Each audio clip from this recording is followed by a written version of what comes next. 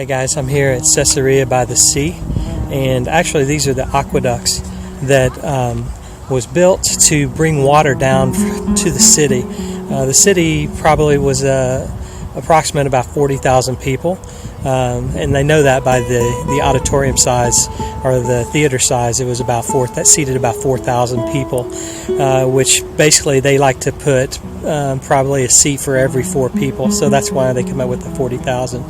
But as you can see, they had to use this amazing aqueduct system that brought fresh water into the city of Caesarea. And it's just a pretty amazing place. Just the technology and the engineering that it took was pretty amazing.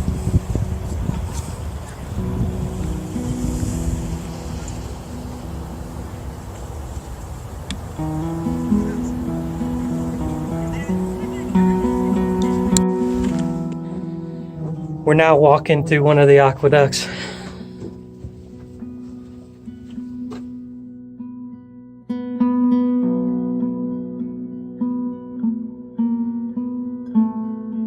I'm actually standing where King Agrippa would have heard Paul's testimony, right down there in the auditorium here on Caesarea by the sea.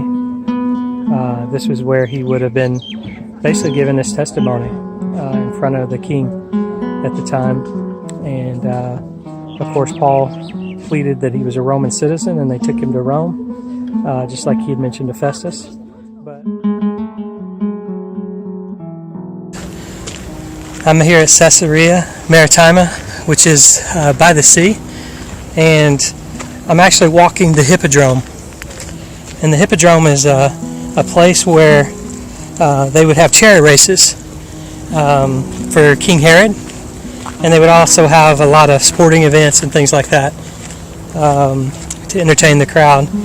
Also, something interesting, after the end, when the Romans got into the gladiator period, there was a lot of gladiator fights and things like that during this time as well, and you could see those down here as well. But it's cool to see the places where the King Herod would sit, and there may be the governors, maybe Pontius Pilate sat in this, watching them race chariots. But it's cool to think that all happened right here. And as you can see behind me,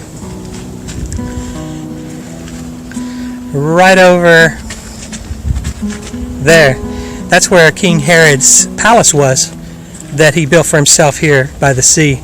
And he had a swimming pool, had a lot of luxuries. He took the only spring that was here in Caesarea and kept it for himself. And then he had all the other fresh water aqueduct in from the aqueducts that we visited earlier.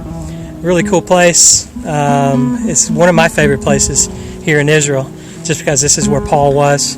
This is where Cornelius in Acts and Peter came to Cornelius and his family, that opened up the gospel to not only the Jews but to the Gentiles. So super cool area.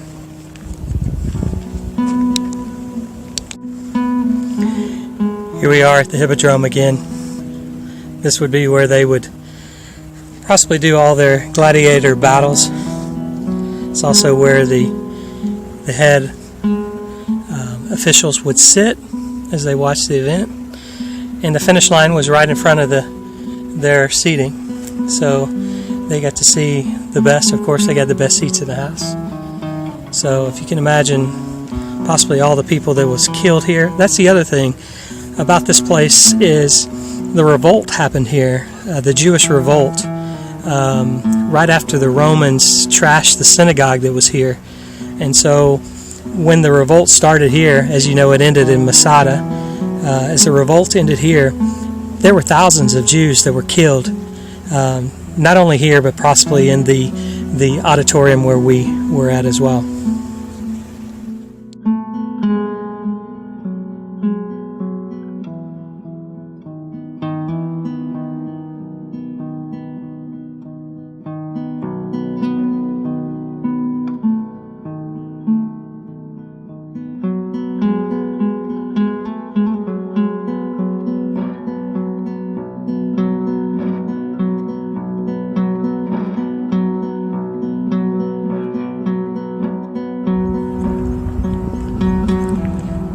Here we're standing on the top of Mount Megiddo.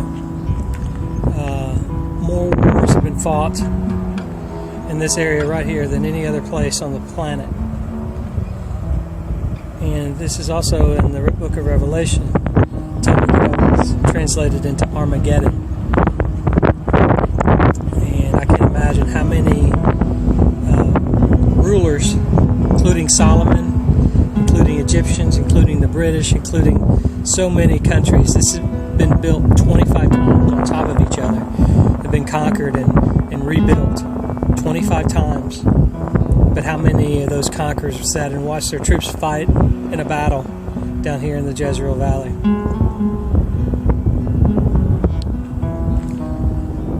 As we walk over here, if you look down, you'll see that circle altar. That circle altar. A lot of different religions that practice there. A lot of different temples.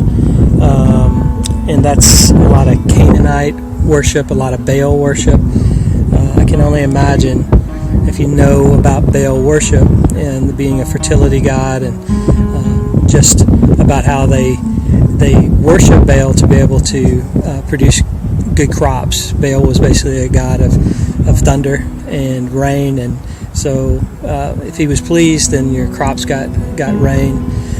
But it was also a sex cult. A lot of sex happened on these altars. A lot of ritual deaths and sacrifices were held here too. A lot of bones were found here, but it was known for Baal worship that they would offer children as their sacrifice, and it's just, again, amazing to think all that happened here over the centuries in this place. Two things you need to fortify a city here in Megiddo. You needed walls and you needed water. And King Ahab, knowing that he needed the water, had to dig. And that's what we're going to now, is the water system.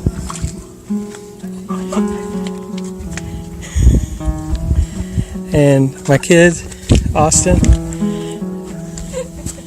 they're laughing at me because I just stepped in the puddle right down there. So anyway, thanks guys.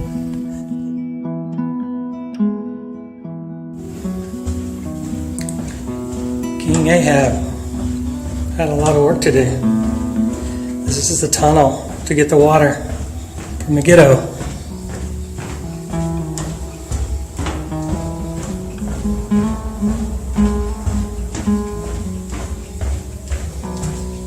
What'd you say, Austin? I said, let's go, a few more. Dad's breathing hard. Stepped in a puddle. Sloshy foot. Mom's hurt her elbow. That's why you want to come to Israel early in your life. Hey guys, we're at another biblical site. This is the Gideon Cave. This is where the Gideon Spring flows. And if you read in Judges 7, you see that Gideon had an army of about 22,000 men. And God said that was too many. And so he went down to about 10,000, and God said that's still too many. And so he basically went down to 300 people, and he chose those people by this spring right here. And the men that lapped up the water like a dog, he chose, and that was where he got his 300. And so this is a place that, you know, a lot of places in Israel, we don't really know if it's a spot, but this is a spot that we know this thing's happened.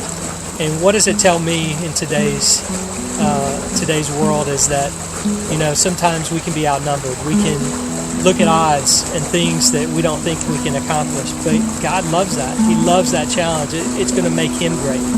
And I think this is, when I see this site, that reminds me of that we serve a big God, and when we allow him to take control of our lives in situations that seem too large, and it gives him the glory in the end, and that's what it's all about.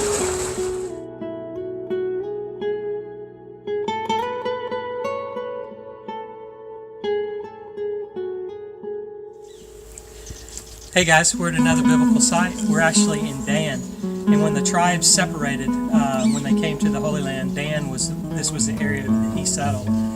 Right behind us is Mount Hebron, and this is where the River Jordan begins.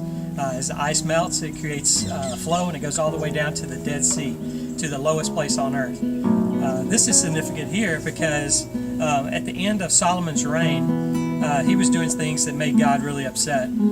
He had many concubines, and he was intermixing with the Jewish people and all the other religions out there. And God decided to separate the kingdom, and he made a north and a south kingdom. And the south kingdom he gave to his son Rehoboam, who only got 2 tribes out of the whole deal, while Jeroboam, his servant, Solomon's servant, he got 10 tribes.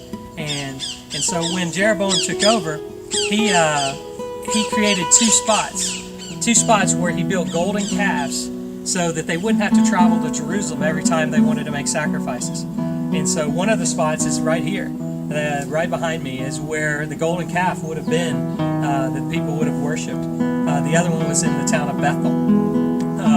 And that didn't please God at all, because a prophet told Jeroboam at the beginning that if you would just do these things, I'll give you the whole kingdom of Israel. And just like a lot of people say, you had one job to do, Jeroboam, and you didn't even do that because you could have inherited it all, but you created idols. And you basically mixed the Canaanite religion and the religion of Baal with God, and that's just impossible. And it really makes me think about the idols that we have in our lives, the things that we build up, the things that we worship on an everyday basis. And as I sit here and reflect, it's just amazing that we could do that to a holy God that's given us so much, that we could put church, our families, all these things above God, and those become idols to us. And let this be a reminder that it doesn't please God when we put idols up in our lives. So the king sought advice. Then he made 2 golden calves, and he said to the people, "Going to Jerusalem is too difficult for you. Israel, here are your gods who brought you up from the land of Egypt." He set up one in Bethel and put the other in Dan. This led to sin. The people walked in procession before one of the calves all the way to Dan. Jeroboam also made shrines on the high places and made priests for the ranks of the people who were not Levites. Here's another amazing biblical site.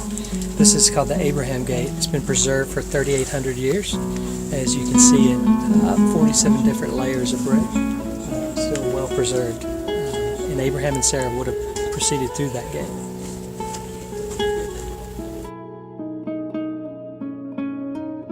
Hey guys, we're here at one of my favorite sites. I've been looking forward to this site because we didn't get the chance to come here the first time we were here. It was raining real hard. But we're in Caesarea Philippi. And this is where Jesus brought his disciples 3 months before he probably was resurrected or crucified. And it's a great sort of a commissioning ceremony for his disciples. And this is where he asked them, "Who do you say that I am?" And some said they thought he was John the Baptist. Some said Elijah. But when he asked Peter, Peter said, "You're Son of the living God." And Jesus looked at him and said, "Flesh and blood didn't reveal that to you." And it said, "Upon this rock I'll build my church, and the gates of Hades shall not prevail against it." And that's I had an aha moment as I was studying this. As you can see up here, there's several sites, like these little indentions into the rock. This is where the god of Pan, they would worship god of Pan, which was the shepherd god. But he was also into Dionysus. It was part of the sex and orgy cult as well. And so there was a lot of things that went on here that we probably can't talk about. But anyway, and what made it significant was, if you see the cave in the background, there used to be a big fountain flowing out of that, and a waterfall. But it doesn't do that anymore because an earthquake took it a little bit further down. But this was known as the gates of Hades. They would offer sacrifices. They'd throw babies inside there, and if they saw blood running, then it wasn't accepted. But if they didn't see blood running, they knew the gods accepted their sacrifice. But the aha moment for me was when he said the gates of hell should not prevail against it. One thing I learned about being in Israel, gates are very significant. You have the walls to protect, but then you also have the gates to those walls. And I've always understood that as Christians, we're supposed to sit back into our little area with our walls and our gates. And Satan's going to come and attack us, and those walls will stand firm. That's the way I've always understood that. But the way that Jesus was revealing this to the disciples was that we are going on the offensive. We're going out into the world. I'm sending you out into the world, into a hostile world, and that the gates of hell shall not prevail against what I'm sending you out to do. And as you can see through the way that Christianity was sort of took over the world after that point, that's true. And even today, we have that promise that the gates of hell will not prevail against us. And that's just a very sombering, reflecting moment that I had here, and hope you enjoyed it. In the region of Caesarea Philippi, he asked his disciples, "Who do people say that the Son of Man is?" They replied, "Some say John the Baptist, others Elijah, still others Jeremiah or one of the prophets. But you," he asked them, "who do you say that I am?" Simon Peter answered, "You are the Messiah, the Son of the living God." Jesus responded, "Blessed are you, Simon, son of Jonah, because flesh and blood did not reveal this to you, but my Father in heaven. And I also say to you that you are Peter, and on this rock I will build my church, and the gates of Hades will not overpower it. I will give you the keys of the kingdom of heaven, and whatever you bind on earth will have been bound in heaven, and whatever you loose on earth will have been loosed in heaven." Then he gave the disciples orders to tell no one that he was the Messiah.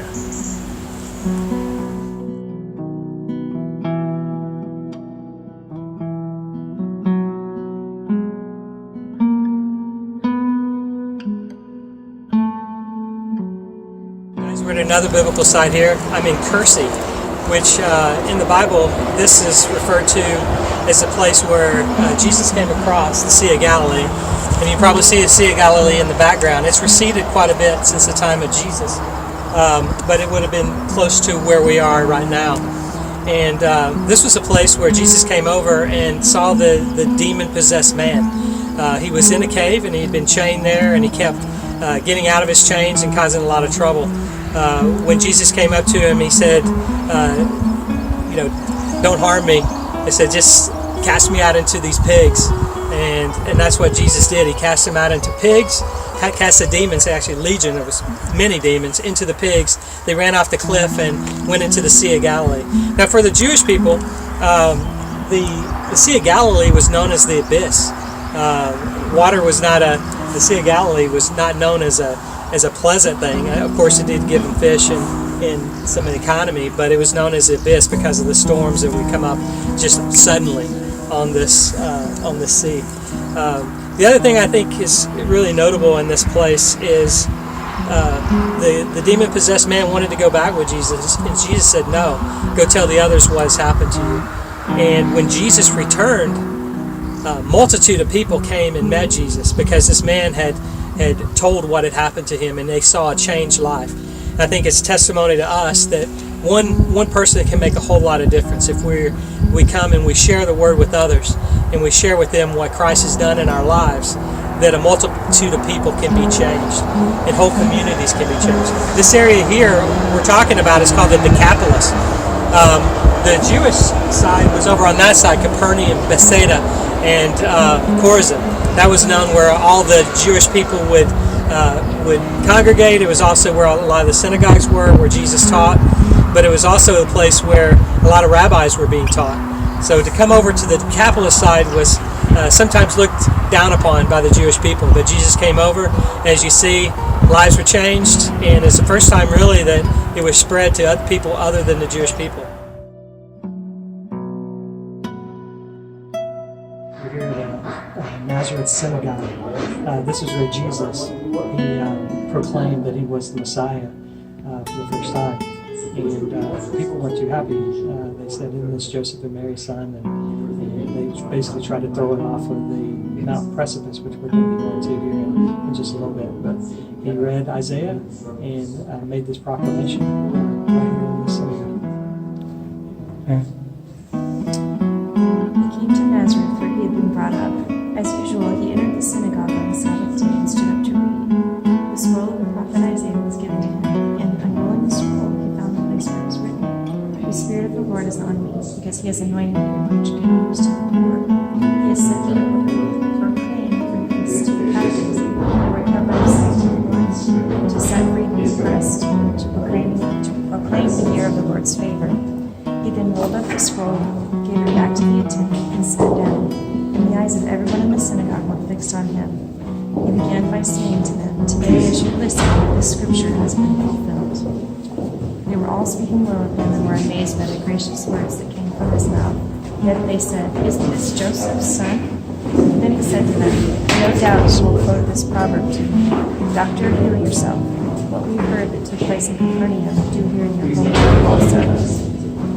He also said, "Truly I tell you, no prophet is accepted in his hometown. But I say to you, there were certainly many widows in Israel in Elijah's days, and the sky was shut up for 3 years and 6 months while a great famine came over all the land.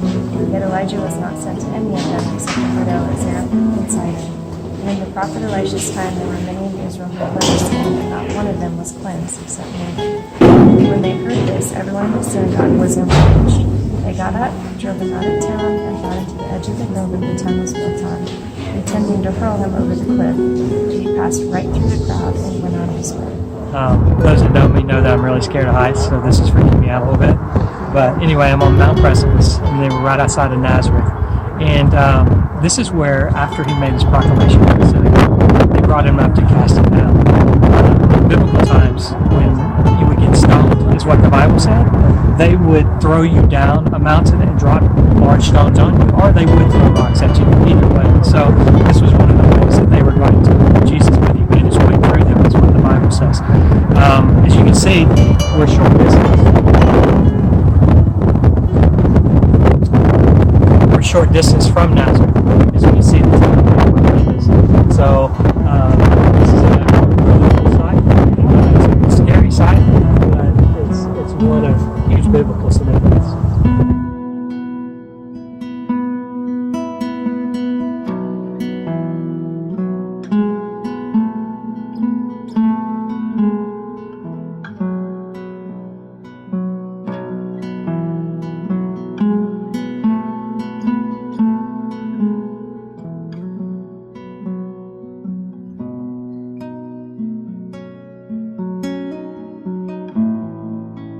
Ancient village in Nazareth. Most believe this is a place of Joseph and Mary. I mean, you think of Nazareth now, 12 to 15 families at the time of Jesus. And so this is, the church has been built here over the place of these caves and dwellings. And it's just a cool place to think that, you know, little Jesus could have been playing around here and running around and had grandparents. And we're going to be going to Zipporah here in a little bit. The home of the grandparents, and so this is just a cultural phenomenon to see how they lived in caves and during that time.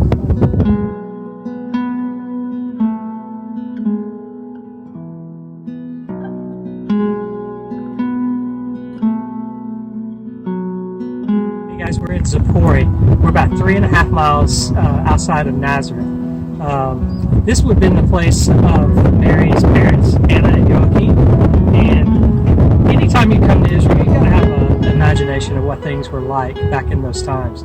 Well, if you look at this place, it gives you a good illustration of what it was like. Can you imagine Jesus running around here with his grandparents as a small boy? And he would get certain references for his later teachings. There was an amphitheater just here, which would have held probably 4,500 people, which gives an approximation of how many people lived here, about 45,000. And here's a great illustration here of a millstone. When Jesus talks in Luke about how the children, if you cause one of these children to sin, it's better to tie one of these things around your neck and to cast you into the sea than to do that. Another one is in the stadium. There's a lot of actors, and the Greek word hypocrite comes from being an actor, hypocrite. And he would use that word with the Pharisees when he confronted them. So a lot of things here. There's archaeological evidence of the Greeks, the Jews, a lot of people living in harmony here together. A lot of the merchants were set up down here, and as a place of trade as well. The original streets are still down there. They still have the indentions of the chariot wheels in the stone, and there's tons of mosaics, the prettiest mosaics you would ever imagine. The Mona Lisa of Galilee is in some mosaics here. So it's an incredible place. It's not mentioned in the Bible, but it's one of my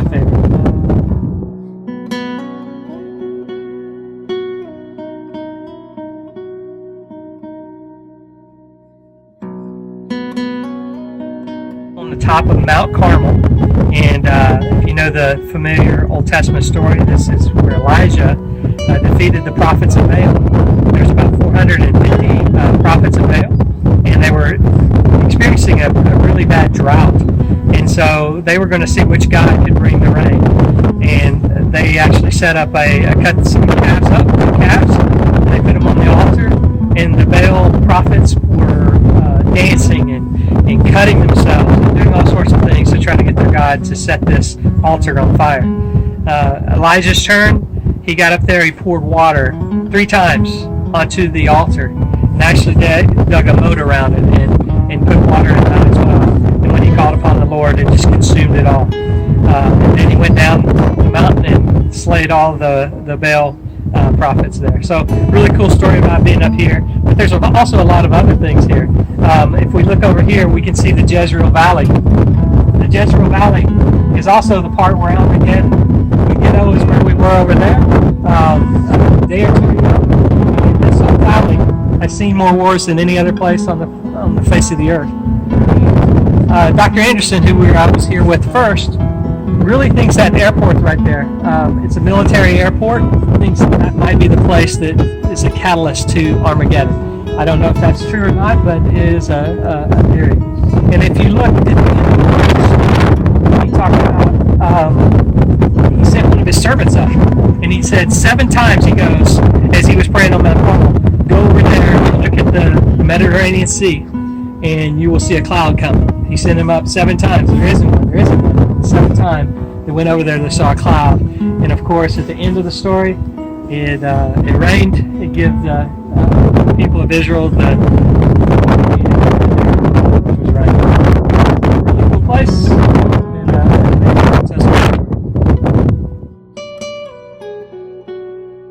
We're in around the Sea of Galilee. We saved the best for last as far as Galilee is concerned. I look forward to this day. First stop was Magdala. And Magdala might sound familiar to some people because it's the home of Mary Magdalene. And they found this 1st century synagogue. And that's the Magdala stone there. Actually, they have the real stone over there. That's a replica. But it's one of the oldest synagogues ever found. And we'll go to another one over in Capernaum as well. But this one, more than likely, Jesus was able to preach at as well. So it's very significant.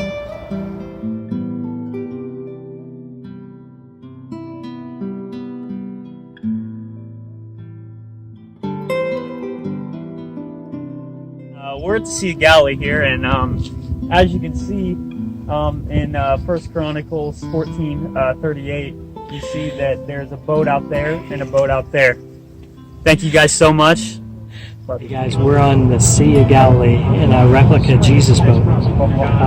If you think of all the things that happened out here on Galilee, from the walking on the water to the storm that happened.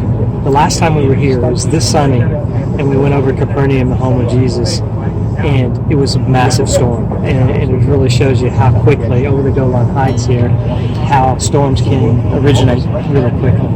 But a lot of history here, a lot of biblical history here. And Capernaum, the place we were at, is right over in this area.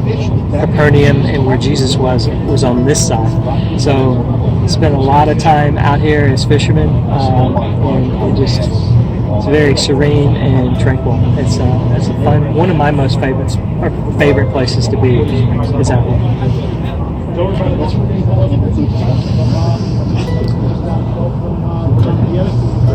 So he wasn't even over.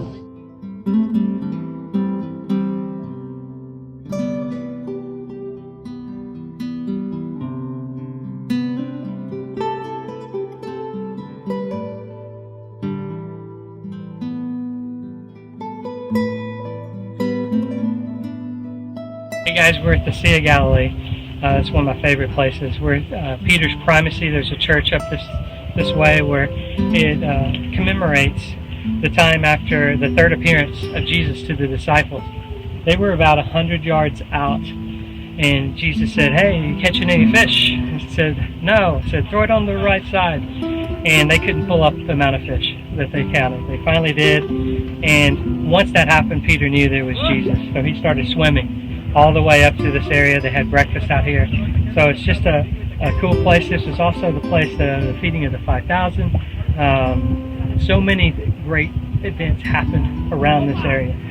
Right over here, this Austin can pan over, it's called Seven Streams. There's 7 streams that come out into the Sea of Galilee, and right in this area would be prime fishing area for the disciples. So you would have seen a lot of boats right around this area fishing. So this is a very popular area for the fishermen.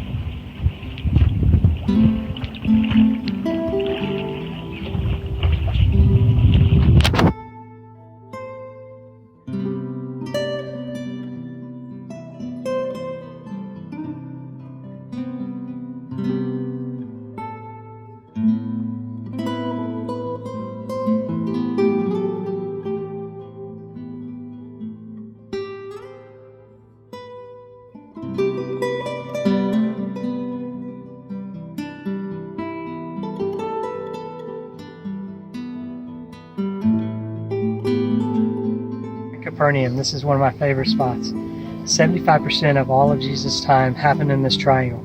This is Capernaum, Chorazin, and Bethsaida. This is where he ministered the majority of his time. But I want to pay attention to something really cool here.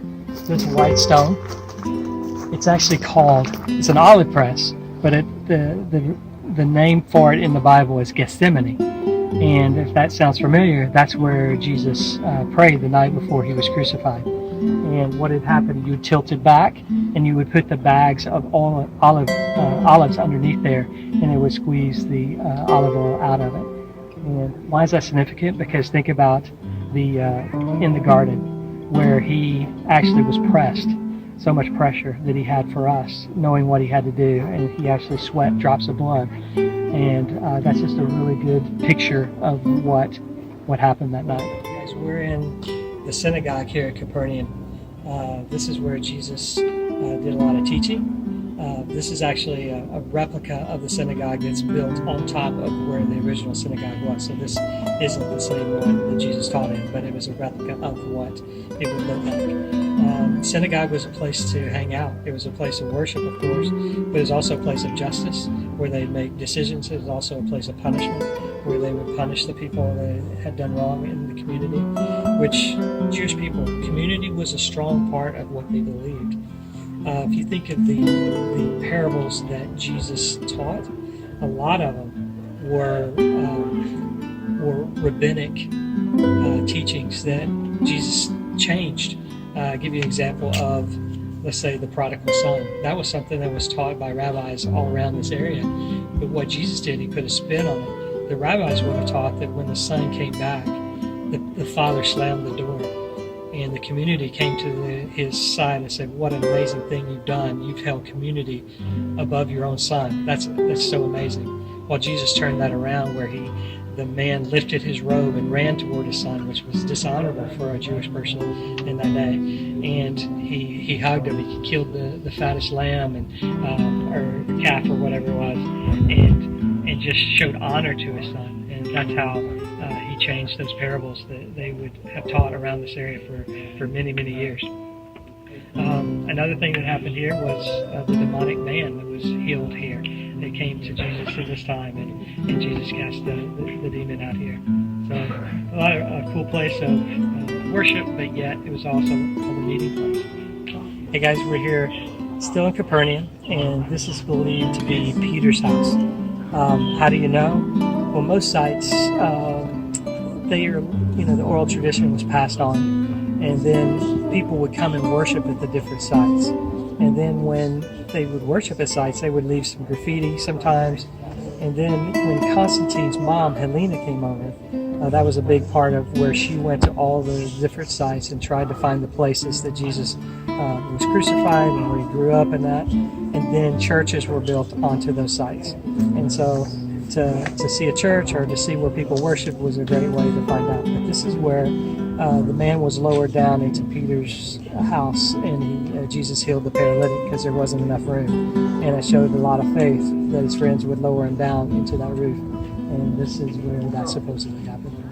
Bethsaida, this is where Jesus, actually home of some of the apostles. We got Peter, Andrew, and Philip, and the sons of Zebedee actually lived here for a time.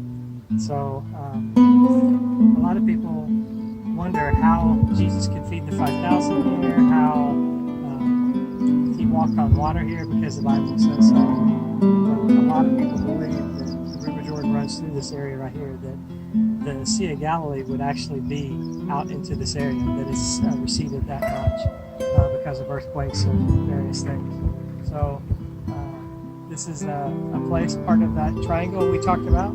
And just if you decide to come here, just remember your times on Friday, that if you come late after 3 o'clock, you won't be able to see Korzen. I think we had to bribe our way to get in here. So it's a special treat to be able to see this.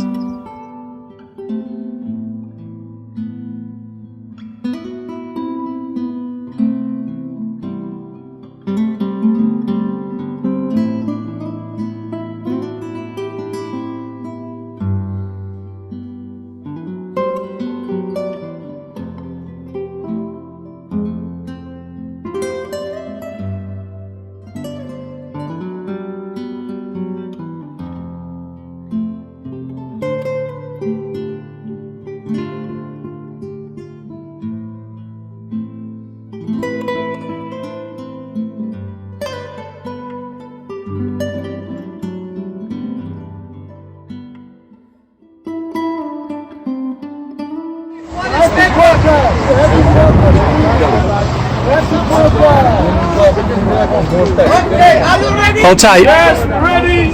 Okay, 1, 2. 2 hands in the front. 1, 2. Please look to the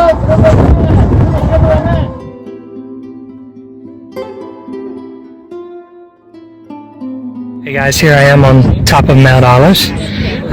Just to give you a perspective of what we see in biblical times is, if you actually look down in this area right here, that was where the Garden of Gethsemane is. And that's where Jesus would pray every night, and he would climb the Mount of Olives here onto the other side with Bethany, with his friend Lazarus.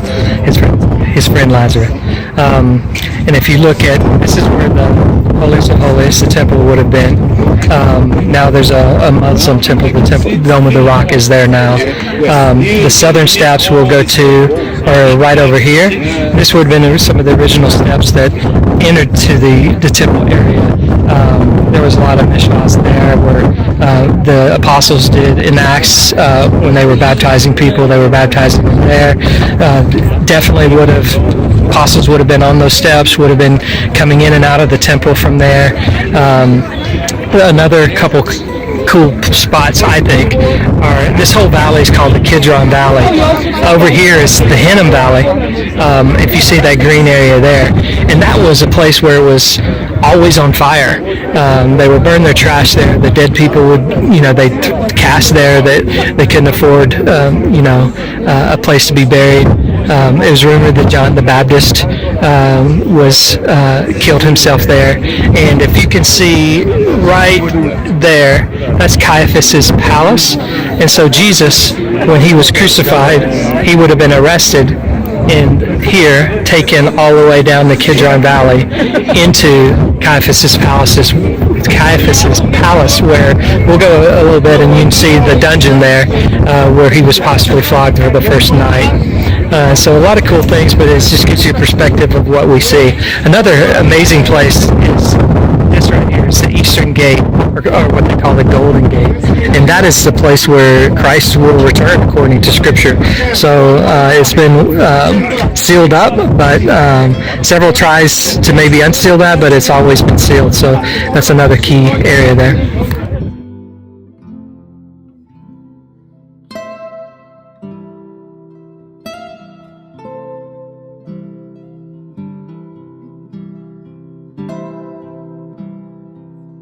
Hey guys, we're here in the Garden of Gethsemane. It was a regular place that Jesus would come and pray, And it's real important. In the night before his crucifixion, he would come out here, and he asked the disciples to pray for him. And 3 times he asked, and 3 times he was asked his disciples, but they would be asleep.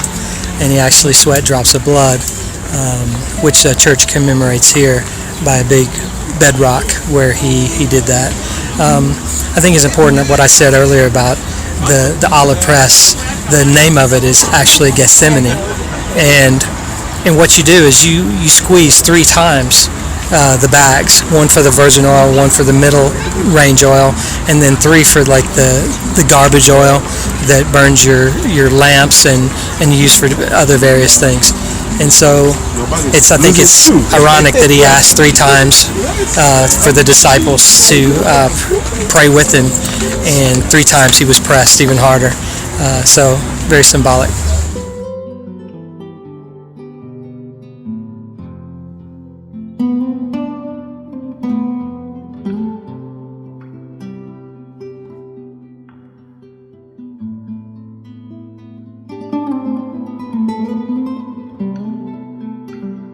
Hey guys, we're here at the Lion's Gate. Lion's Gate, you can see the lions right there. You can also see bullet holes all on the side. This is when the paratroopers, the Israeli paratroopers came in. This was the gate they came in and took tanks through here on their way to the Western Wall in 1967. So this is the way they entered. It's also called Stephen's Gate. This is where the stoning of Stephen would probably have occurred. They would have cast him down and possibly thrown rocks onto him.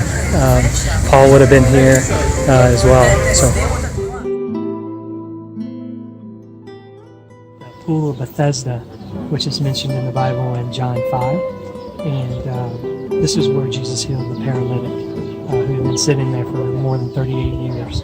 And Jesus said, "Do you want to be healed?" And he said, "Yes." He said, "Then pick up your mat and walk." Jesus made his way out before he really knew who had healed him. And the Jewish people asked him, "Who healed you?" And they finally found him in a different place, and he said it was Jesus. So this was the place that it happened. It's taken scholars over 100 years to be able to find out what this place actually was. And when they found the pools and the 5-sided pool, which the Bible describes, that they knew it was the Pool of Bethesda. As we're in the prison of Barabbas and the thieves, this would have been the place that they were held before the crucifixion. I just think about Barabbas and the role he played in Jesus' crucifixion, and how it really symbolizes who I am, meaning I deserve to die. I deserve to have the cross. But yet, the blameless one took my place and allowed me to go free. And so I really look at this place as a very solemn place for me, and a reflection on who I am, and that I am Barabbas. And I need to thank Jesus for what he did for me.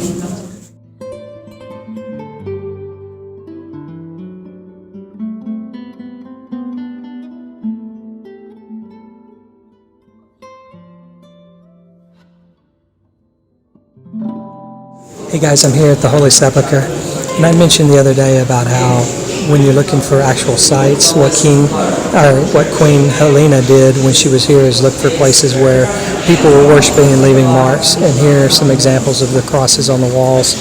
All the way down here, there were crosses all over the walls down here. So this was a main biblical site. So they built a church over at the Holy Sepulchre.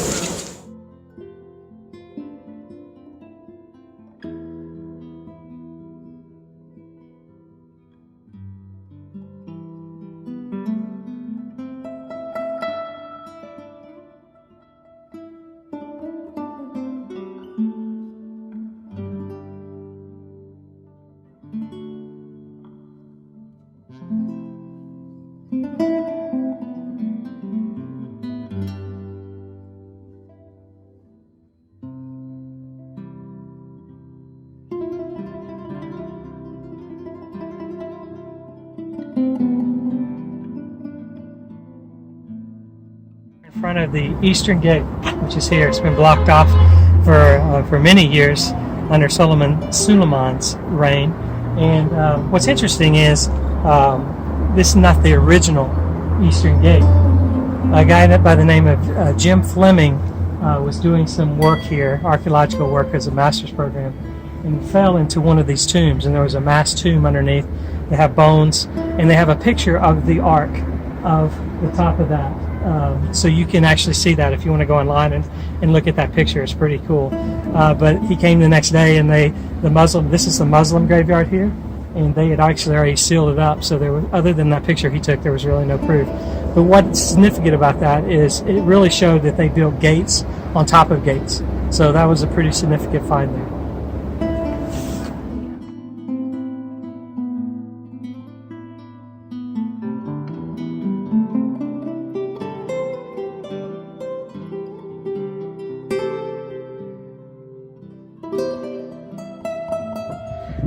We're up here on the top of Caiaphas's palace area.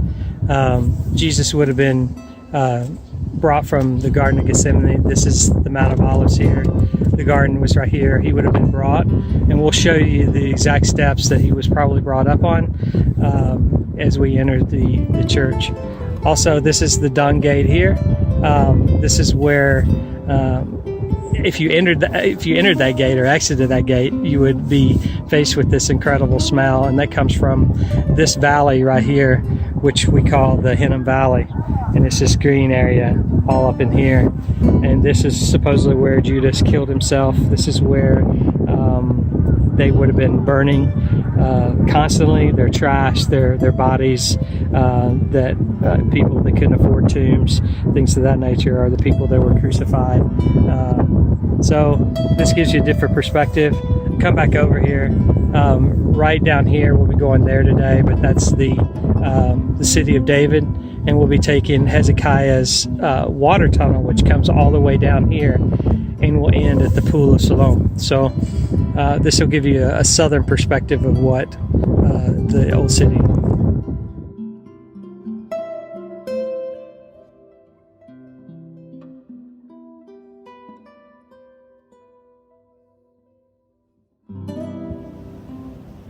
Hey guys, we're here at one of my favorite places in all of Jerusalem. These are the steps, the actual steps that are still here, where Jesus, after he was arrested in the garden, was taken up to Caiaphas's palace. It was here where he walked beside Peter, who was in the courtyard, and Peter denied him 3 times. And it brings me back to thinking about my own life and about how many times I've denied Christ in my actions and the things that I do. I also think it's very symbolic that when Jesus saw him after he was resurrected by the Sea of Galilee, that he asked him 3 times, "Do you love me?" And that's how many times that Peter had denied him 3 times. So it's really a neat place to come and reflect on our own personal lives about how we deny him on a regular basis.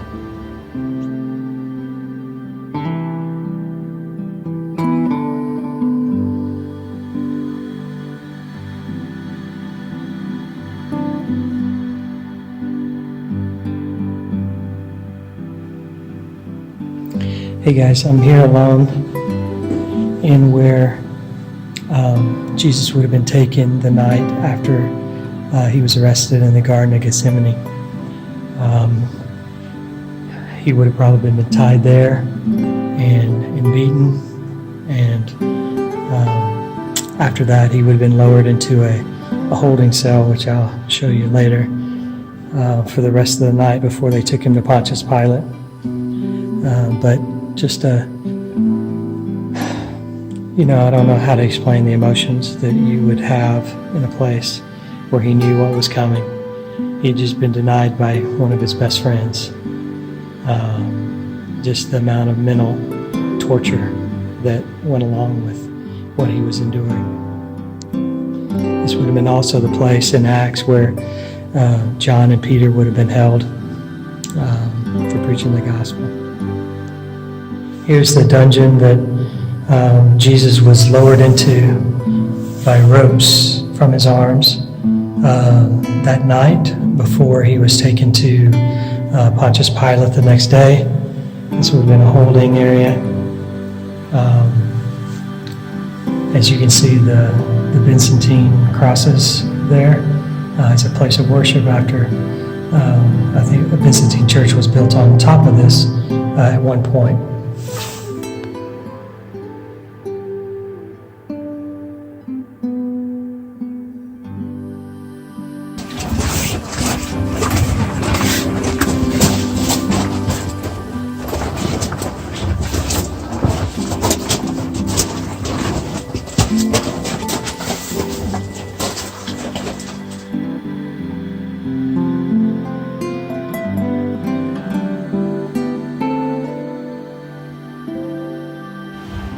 Hey guys, we're on the southern stairs of the entrance to the temple. This would have been a place the apostles hung out a lot, especially in Acts, where they were preaching the gospel and preaching about Jesus, and they were being multitudes of people being saved every day. But these are the original stones to the temple. So I love going to places where there's still original things, and not copies or churches of them. And this is one of them, the southern stairs.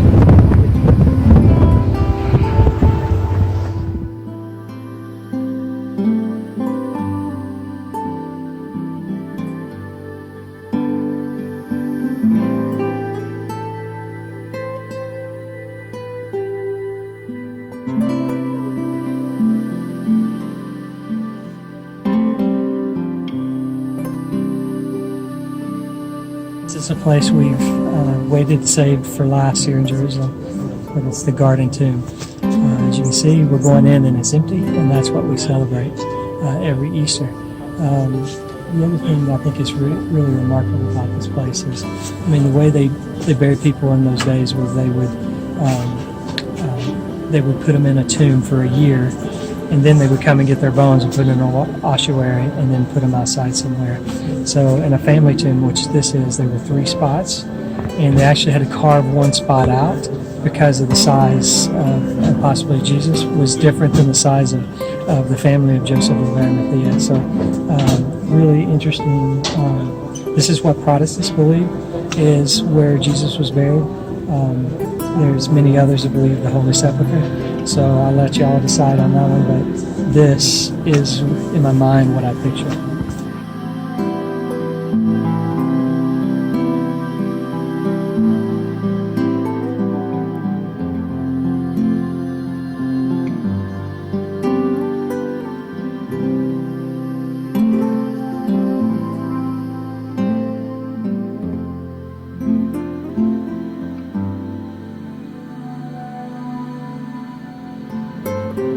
Shemesh.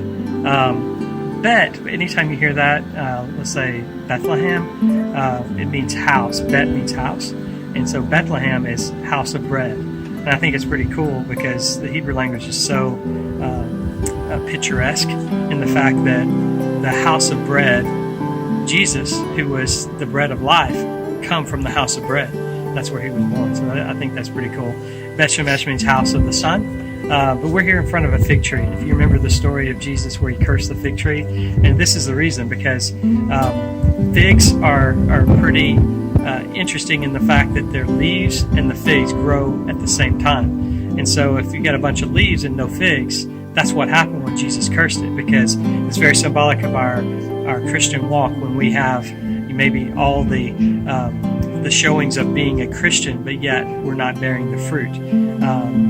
Jesus doesn't like that, and so it's a good illustration to me is being consistent in my life, meaning whatever I say, I actually do, and this is a good illustration. As you can see here, and in on this, you can see the baby figs here with the leaves at the same time.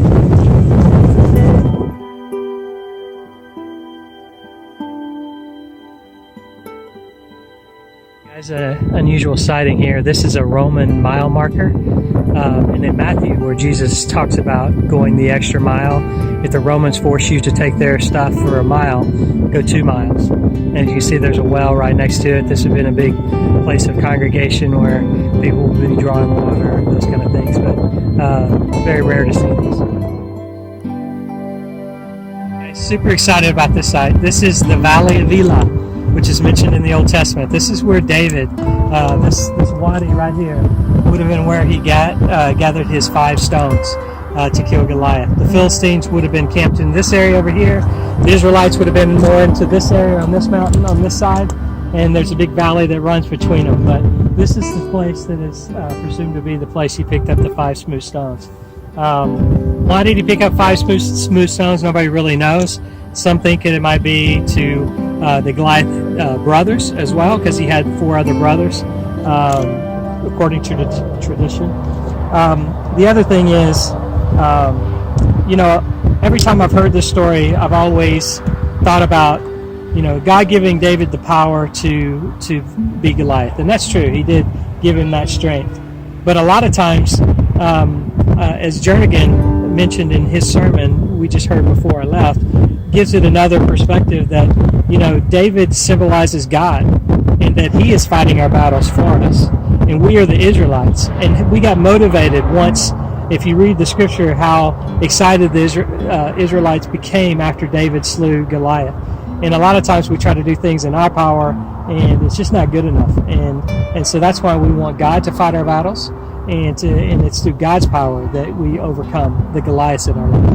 We're at the top of Beth Shemesh. This would have been a village here, but what's really important about this is the Philistines, they would have been over here, and that would have been the home.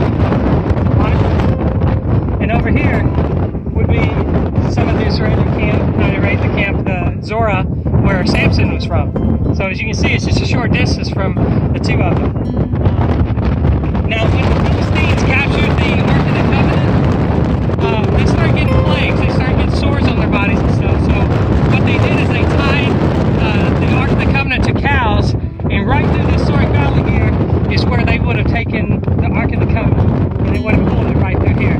This is also a place maybe that Samson tied the 300 foxtails together, maybe killed some lions down there. This was around his homestead, so this is his area.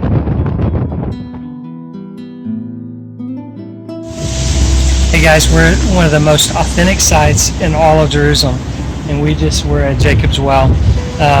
We took a 2-hour drive up here, hired a taxi, and they opened it just for us, and we got a lot of pictures in there, but they allowed Austin to take a picture as well. But drinking out of Jacob's Well, one of the best experiences we've had so far.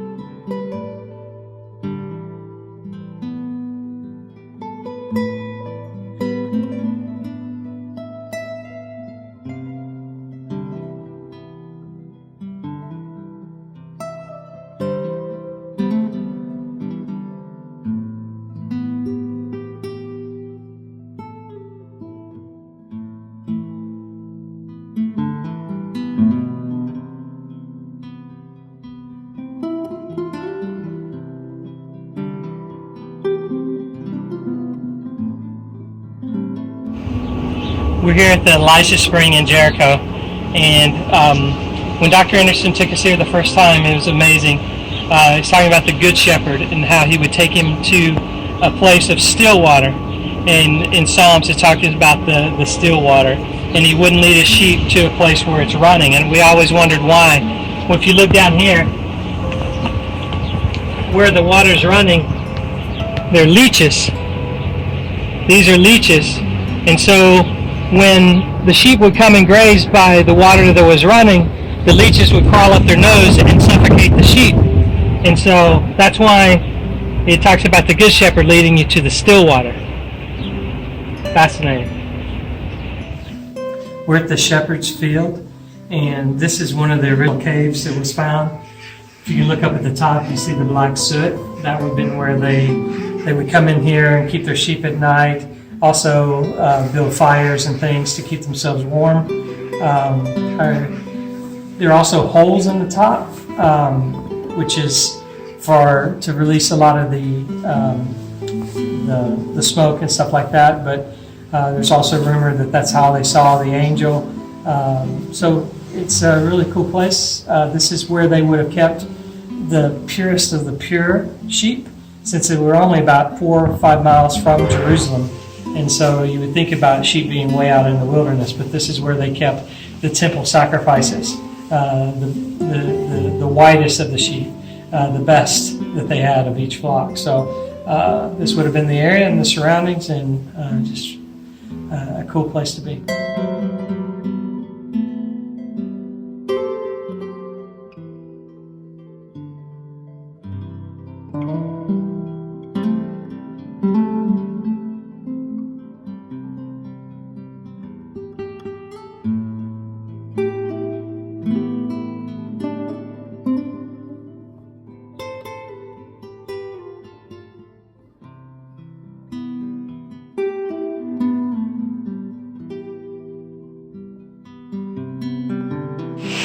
Hey guys, one of our last biblical stops. We're at En-Gedi, where the Dead Sea is just right behind us. This is where David hung out to avoid Saul. Saul was chasing him all over these areas. You can see the intricate trenches behind all this mountains. This is where him and his army would have held up, and also it would have been where he kept Saul's garment to say, I could have killed you. So it all goes back to what David had a huge amount of respect for Saul, and he was his king, and so that even shows the times he could have done something malicious, he chose not to. So that says a lot about David, and he's a man after God's own heart. Yeah, he messed up, but he also, if you read the Psalms, how much he asked for forgiveness in there, and how much he regretted what he had done. So this is En-Gedi. A little illustration of what it looks like from a distance. If you can look all the way down, it's just an oasis with water running through, hikers, and then as you come to this overlook,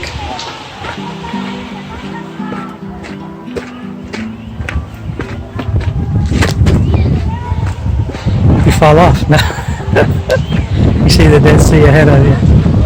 It's a super cool place.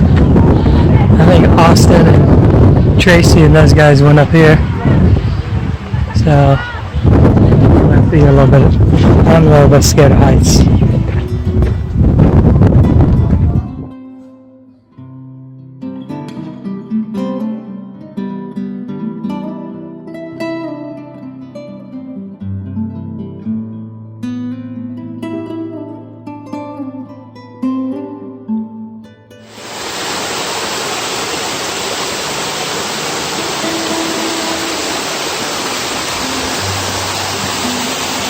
Definitely one of my favorite places here in Israel.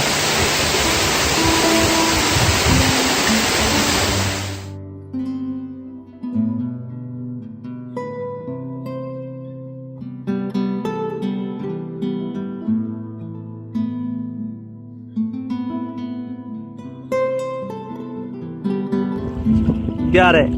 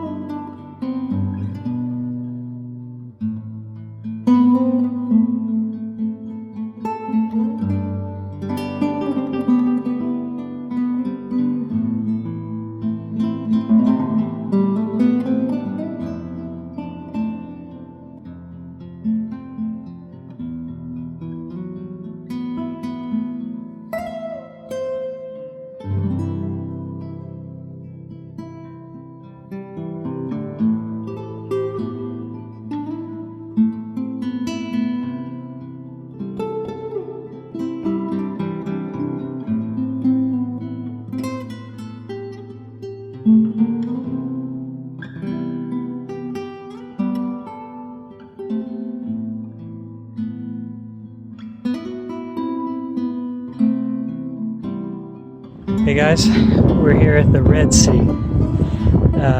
That's right, I didn't say Dead Sea, I said Red Sea. You can see the Jordanian flag on that side. We're at the Jordan. About a mile down the road is Egypt. So we're right there at the very bottom of Israel. The city's name is Eilat. It's beautiful. Supposedly the Vegas of Israel, from what I understand. So great day today. We went to the Tabernacle, which is down at the national park down in this area. So it's a beautiful day. We're on top of Masada, which was the last holdout for the Jewish revolters. It was a palace for King Herod on top of a huge mountain.